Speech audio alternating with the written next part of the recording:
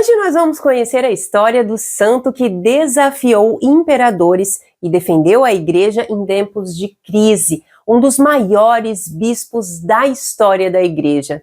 Fique conosco e descubra como ele mudou o destino do cristianismo no Império Romano. Ah, e é claro que estamos falando de Santo Ambrósio. Olá, salve Maria, bem-vindos ao canal. Hoje nós vamos conhecer a história de um dos grandes gigantes da Igreja Católica, Santo Ambrósio, um bispo que não apenas defendeu a fé, mas também ajudou a moldar o cristianismo no Império Romano. Curta esse vídeo e se inscreva aqui no canal para acompanhar mais histórias como essa, ok? Santo Ambrósio viveu no século IV, numa época em que o cristianismo ainda lutava para se firmar no coração do Império Romano.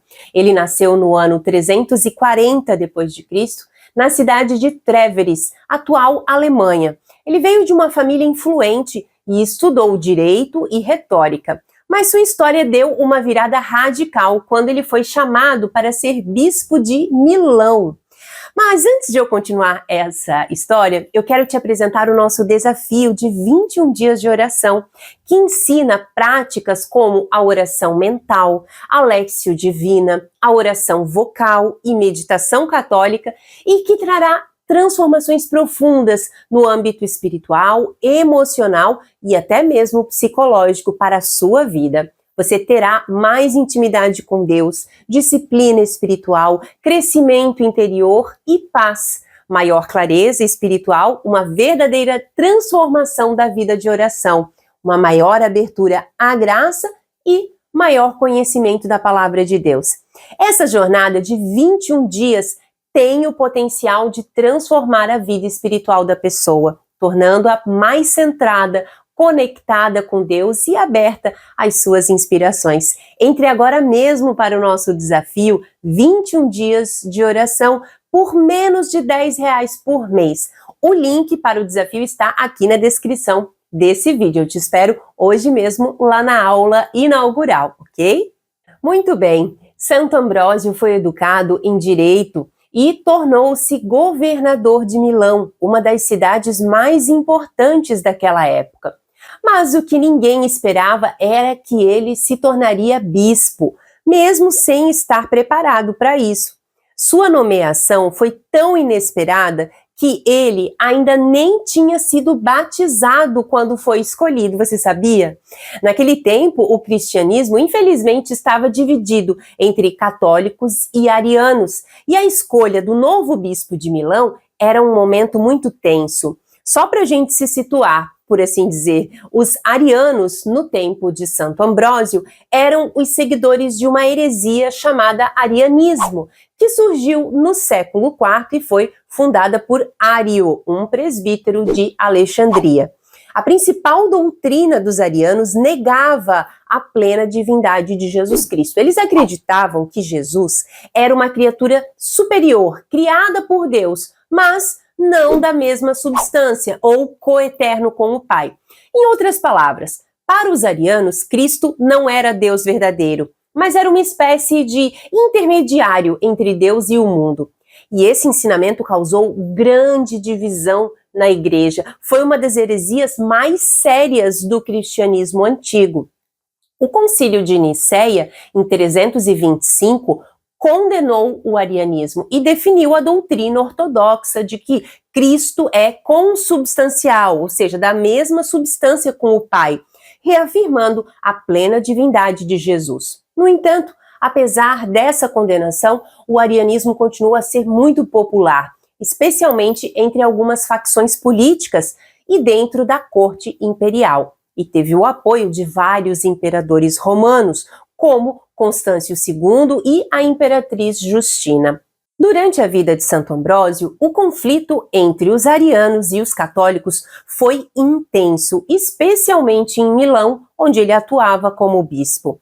Ambrósio lutou contra essa heresia de forma firme, defendendo a ortodoxia cristã e fortalecendo a fé católica na divindade de Cristo. Se você quiser saber mais sobre o arianismo, nós temos um vídeo muito bom aqui no canal, chamado Ainda há muitos arianos entre nós. Eu vou colocar esse link para esse vídeo aqui em cima nos cards para você acessar, ok? Mas voltemos à eleição, né? Durante a eleição para o bispo, o povo se desentendeu e, para acalmar a situação, Ambrósio, que era catecúmeno e ainda não havia sido batizado, tentou intervir. De repente, uma voz na multidão gritou: "Ambrósio, bispo!" E todos começaram a aclamá-lo bispo. Mesmo contra a sua vontade, ele foi batizado e foi ordenado bispo em questão de poucos dias. A sua aceitação foi um sinal de como Deus escolhe os instrumentos inesperados. Como bispo, Ambrósio enfrentou vários desafios, mas o maior deles foi essa luta contra o arianismo, né, como nós acabamos de falar. Santo Ambrósio usou a sua eloquência, o profundo conhecimento teológico para defender a fé católica, escrevendo tratados e pregando com muita ousadia. Um de seus feitos mais marcantes foi ter impedido a imperatriz Justina de entregar uma basílica para os arianos em Milão. Em um confronto que durou semanas, Ambrósio manteve-se firme e o povo ficou do lado dele, cantando hinos e fazendo vigílias. Uma das histórias mais conhecidas é a de seu confronto com o imperador Teodósio.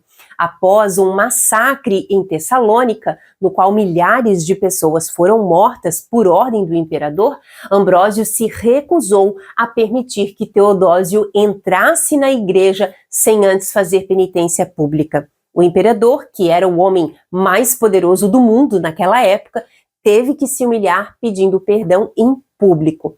E isso mostrou a força moral de Santo Ambrósio e o poder da igreja diante dos governantes.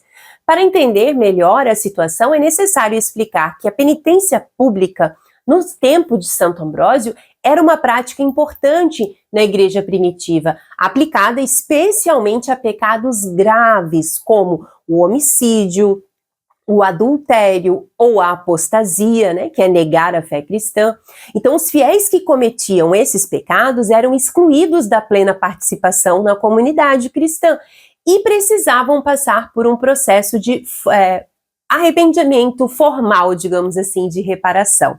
Esse processo tinha várias etapas. O pecador, reconhecendo o seu erro, confessava os seus pecados publicamente ou diante de um bispo, e pedia para ser readmitido à comunhão. O bispo, então, impunha a ele uma penitência que deveria ser cumprida por um período, variando conforme a gravidade do pecado, né?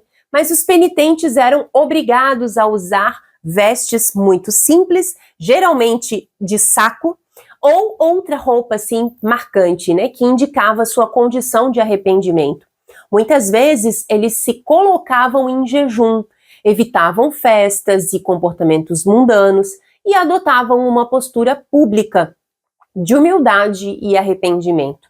Durante o período da penitência, os pecadores não podiam participar plenamente da Eucaristia. Eles até podiam assistir às celebrações, mas eram obrigados a sair da igreja antes da consagração e da comunhão.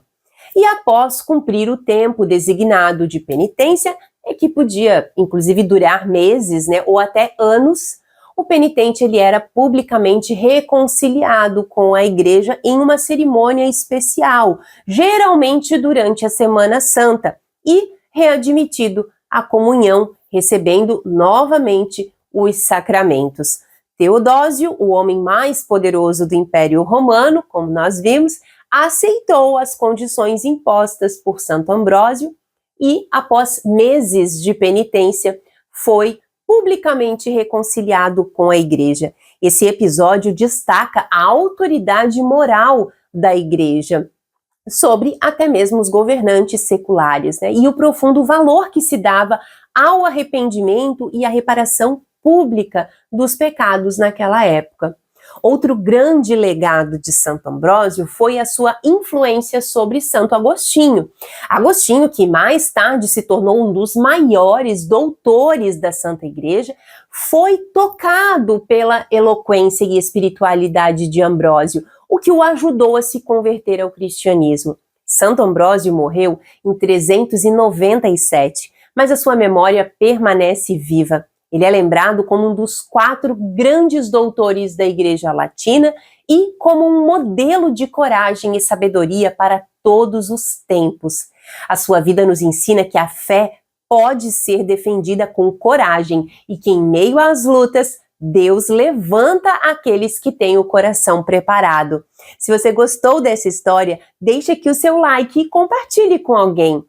E se há algum santo aí que você gostaria de ver aqui no canal, também comenta aí embaixo. Uma curiosidade pouco conhecida sobre o Santo Ambrósio é que ele foi um dos primeiros a introduzir o canto antifonal no Ocidente. Inspirado pelas tradições orientais, ele implementou a prática de os fiéis cantarem em 2 coros, alternando entre si durante a liturgia. Essa inovação litúrgica teve um grande impacto e ajudou a enriquecer a vida de oração da igreja. Esse estilo de canto acabou sendo chamado de canto ambrosiano, em sua homenagem, e é uma das bases da música sacra até hoje. Que Deus abençoe, salve Maria! E não deixe de conferir o nosso site, virtudeplena.com.